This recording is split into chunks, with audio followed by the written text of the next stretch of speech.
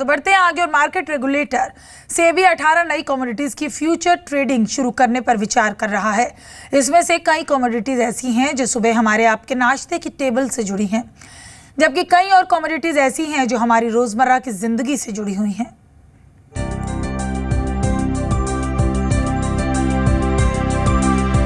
सुबह के नाश्ते में तमाम चीजों के भाव अब कमोडिटी एक्सचेंज में फ्यूचर ट्रेडिंग के जरिए तय करने पर विचार हो रहा है। जी मीडिया को मिली एक्सक्लूसिव जानकारी के मुताबिक सेबी की कमोडिटी मार्केट एडवाइजरी कमेटी ने 18 नई कमोडिटीज की फ्यूचर ट्रेडिंग करने की सिफारिश की है, जिसमें अंडा, चाय, कॉफी, मिल्क पाउडर, कोको, बादाम जैसी चीजें शामिल हैं। अभी कमोडिटी एक्सचेंज पर इनकी ट्रेडिंग नहीं होती है। ईसबगोल्ड, पीली मटर और गवारगम दली और कैस्टर ऑयल जैसे प्रोडक्ट्स में भी फ्यूचर ट्रेडिंग शुरू करने की योजना पर विचार चल रहा है।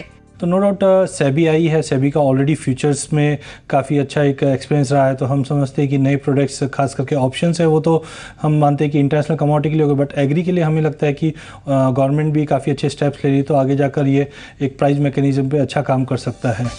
कई और भी कमोडिटीज हैं जिन्हें कमोडिटी एक्सचेंज पर लाने की सिफारिश की गई है। कीमतों के मामले में इनडायरेक्ट सरकारी कंट्रोल वाले पेट्रोल और डीजल में भी फ्यूचर ट्रेडिंग पर चर्चा की गई है। इसमें रेलवे, शिपिंग कंपनियां, स्टेट ट्रांसपोर्ट और सेना जैसे बड़े खरीदारों के लिए बेहतर प्राइस डिस्कवरी होगी। कई मेटल्स के लिए भी एक्सचेंज पर ट्रेडिंग शुरू करने की तैयारी है, जिसमें पीतल, sponge iron, pig iron, steel और प्लैटिनम शामिल है।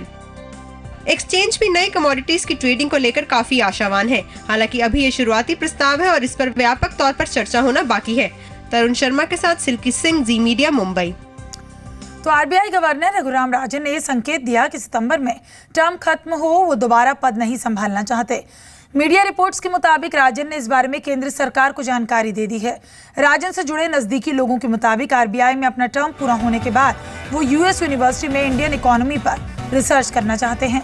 सूत्रों के मुताबिक पीएम मोदी चाहते हैं कि रघुराम राजन को दूसरा टर्म दिया जाए।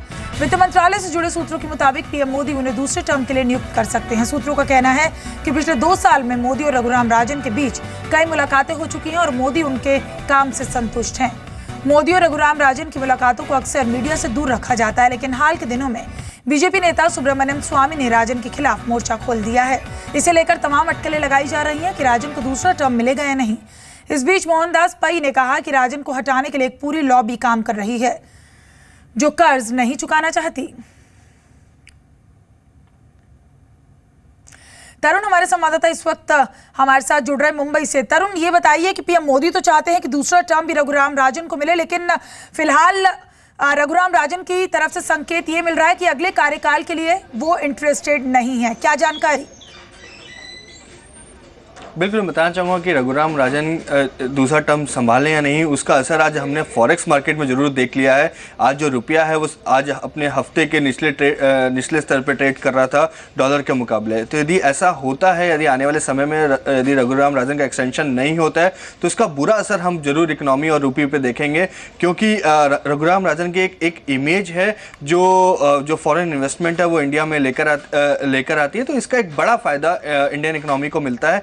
इस वजह से रघुराम राजन का एक बड़ा सपोर्ट यहाँ पे खड़ा हो रहा है। और एक जो कोइंसिडेंस है वो ये है कि जब नरेंद्र मोदी को बीजेपी का प्रधानमंत्री का उम्मीदवार घोषित किया गया था, उसी महीने में रघुराम राजन को भी आरबीआई गवर्नर के लिए नियुक्त किया गया था। तो तब से हमने देखा कि रुपए में एक बढ़िया चाल यहाँ पे देखने को मिली थी डॉलर के मुकाबले।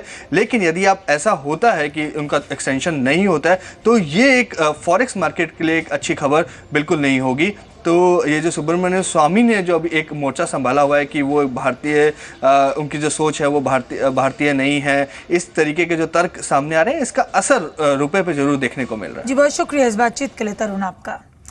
तो 25 जुलाई से संसद का मानसून सत्र शुरू हो सकता है। सूत्रों के मुताबिक मानसून सत्र करीब 1 महीने तक चलेगा और इस सत्र में सरकार का सबसे ज्यादा जो जोर है वो जीएसटी बिल पास कराने पर रहेगा। वित्त मंत्री अरुण जेटली ने भी उम्मीद जताई कि मानसून सत्र में जीएसटी बिल पास हो सकता है, क्योंकि कांग्रेस को छोड़कर सभी पार्टियां इसका समर्थन कर रही हैं। काम के लिहाज से बजट सत्र काफी अच्छा रहा था। लोकसभा में 121% और राज्यसभा में 91% काम हुआ। बजट सत्र में real estate regulator bill, bankruptcy code जैसे कई अहम बिल पास हुए हैं। तो कांग्रेस में बड़े फेरबदल की तैयारी शुरू हो चुकी। सूत्रों की माने तो पार्टी में आधे से ज्यादा महासचिव और सचिवों को बदला जा सकता है। कांग्रेस संगठन में फेरबदल के बाद जुलाई महीने में कांग्रेस का चिंतन शिविर होगा, जिसमें पार्टी संगठन में उपाध्यक्ष राहुल गांधी की भूमिका पर चर्चा होने के आसार हैं। ऐसी खबरें भी आ रही थी कि फेरबदल के दौरान राहुल गांधी को अध्यक्ष बनाने का फैसला लिया जा सकता है, लेकिन कांग्रेस नेता इस मुद्दे पर खुलकर नहीं बोल रहे। बीजेपी ने खबरों पर चुटकी ली, सीपीएम ने कांग्रेस का अंदरूनी मामला बताया। राहुल जी जिस तरह से मेहनत कर रहे हैं कांग्रेस पार्टी के लिए, सड़क से लेकर संसद तक लड़ाई लड़ रहे हैं, तो निश्चित ही उनके नेतृत्व में और ताकत मिली। देश कांग्रेस मुक्त हो रहा है। अगर अब वो अध्यक्ष बन गए तो और तेजी से कांग्रेस मुक्त भारत के लिए काम करेंगे। उनकी अंदरूनी मामला है, उनके सदस्यों का, उनके नेतृत्व का फैसला है, तो इसमें हम को टिप्पणी करने का न जगह है। पंजाब के पूर्व सीएम और कांग्रेस नेता कैप्टन अमरिंदर सिंह ने राहुल गांधी को पूरी जिम्मेदारी सौंपने की वकालत की है। सूत्रों के मुताबिक कांग्रेस राज्य के प्रभारी पदों में भी बड़ा बदलाव कर सकती है। नए फेरबदल में वरिष्ठों की भूमिका कम किए बगैर युवाओं को तरजीह दिए जाने की तैयारी है। यूपी विधानसभा चुनाव को देखते हुए प्रियंका वाड्रा की भूमिका पर भी चर्चा हो सकती है। सूत्रों के मुताबिक पार्टी संगठन में बदलाव को लेकर सोनिया और राहुल के बीच 2 बार बैठक हो चुकी है। और दिल्ली में केजरीवाल सरकार की app based premium bus service शुरुआत से पहले ही विवादों में घिर गई। एसीबी ने app based premium bus service शुरू करने के केजरीवाल सरकार के फैसले की जांच के आदेश दिए। एसीबी ने app based premium bus service शुरू करने के केजरीवाल सरकार के फैसले की जांच के आदेश दिए हैं। सरकार पर बगैर उपराज्यपाल की मंजूरी की योजना के लिए नोटिफिकेशन जारी करने का आरोप लगा है। योजना के लिए खास कंपनी को फायदा पहुंचाने का भी आरोप है। केजरीवाल सरकार ने जांच को योजना लटकाने की कोशिश करार दिया है। उसमें एलिगेशन है कि ये सारा का सारा मामला किसी पर्टिकुलर कंपनी को फेवर करने के लिए किया गया है। उसमें सारे के सारे अनडिफाइंड रूट्स हैं, अनलिमिटेड रूट्स हैं, अनडिफाइंड रूट्स हैं, और सारा इसमें कई अनियमितताएं हैं और कई उसमें इलीगल है। ये ऑर्डर इलीगल है। रोड अटकाने वाली जैसी बात है, इसके अलावा कुछ नहीं है। सीबीआई इनके पास है, एसीबी इनके पास है, जांच कर लें जो भी जांच करनी हो। लेकिन ये बात जरूर है कि दिल्ली पुलिस का भ्रष्टाचार, डीडीए का, नगर निगम का, जिस पर एसीबी बिल्कुल आंख मूंद कर बैठा हुआ है। दिल्ली सरकार ने अप्रैल में ऐप बेस्ड प्रीमियम बस पॉलिसी का ऐलान किया।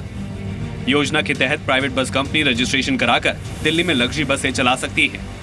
20 मई को दिल्ली सरकार के ट्रांसपोर्ट विभाग के कमिश्नर ने नोटिफिकेशन जारी किया। उपराज्यपाल नजीब जंग ने बिना जानकारी उनके नाम का नोटिफिकेशन जारी करने का आरोप लगाते हुए योजना पर रोक लगाई। एलजी के नाम पर नोटिफिकेशन जारी करने के लिए ट्रांसपोर्ट विभाग के कमिश्नर से जवाब मांगा गया है।